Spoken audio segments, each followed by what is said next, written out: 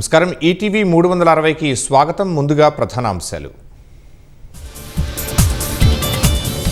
Neat paper leak case సూత్రధారి professor Kulkarni arrest. పరీక్ష నిర్వహణలో ఎన్టీఏలో భాగస్వామిగా ఉన్న నిందితుడు.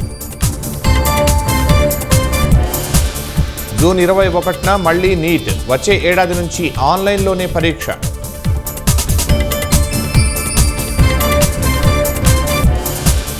ఆల్ టైమ్ కనిష్టానికి రూపాయి. డాలర్తో పోలిస్తే 96.14కు పతనమైన మారకం విలువ.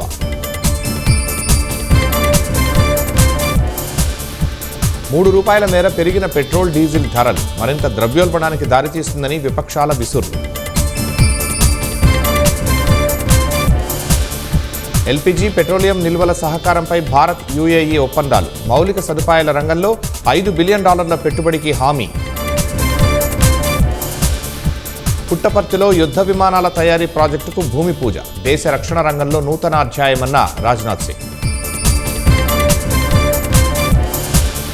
హైదరాబాద్, పుణె, ముంబై హైస్పీడ్ రైల్ మార్గానికి డిపిఆర్ సిద్ధం. రాష్ట్రంలో 93 కిలోమీటర్ల మేర భూసేకరణ చేయాలని సీఎస్ ఆదేశాలు.